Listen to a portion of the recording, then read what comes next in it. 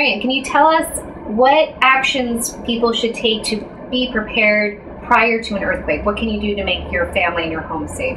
Well, ideally, if you've got loads of money and you're really paranoid about earthquakes here, you can strengthen your house. You can cross-brace the walls, because it's the sideward shaking that tends to cause damage. Right. And if you have a look at buildings, masonry buildings that have been affected by an earthquake, you'll find X-cracking it, so you can cross-brace it and you can strengthen corners and so on. But you have to ask in the ACT whether it's worth the money. Things that probably are worth doing, though, is that if you have valuables you don't want to get broken, don't put them on the edge of shelves, particularly in an area where, say, you've got tiled floors or something like that. And don't have heavy things. I'd say definitely do this anyway. Don't have heavy things that can topple over near where somebody's sleeping. So that if we are unlucky and we do get a rare, really big damaging earthquake, you don't have something heavy falling on someone which might injure them badly or kill them. Right, that's very good. And how do you know if you're in an earthquake, especially with some of the smaller ones? How can you tell? Well, in Canberra, quite often, if they're really tiny, you can hear them even if you can't feel them. They can sound like thunder, or they can sound like an explosion, or they can even, certain circumstances, just sound like going bong.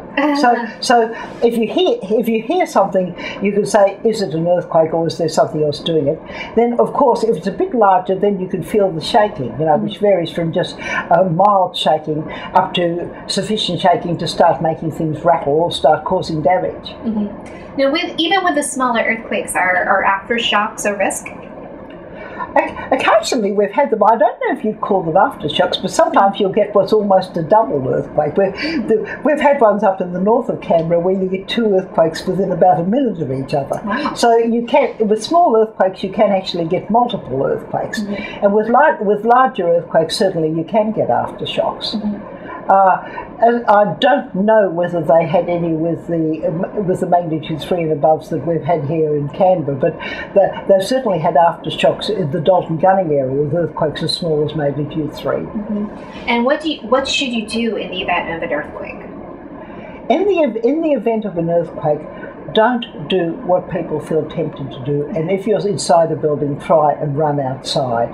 Because if the shaking is bad enough where you need to protect yourself, you're probably not going to get out in time. You're going to have something fall from the ceiling on you, and if you run outside, there could be things that fall off the roof. There could be power lines that come down that electrocute you. So what you need to do, the first thing you do in the earthquake is, if you've got a good strong table or desk or some piece of strong furniture, duck underneath it.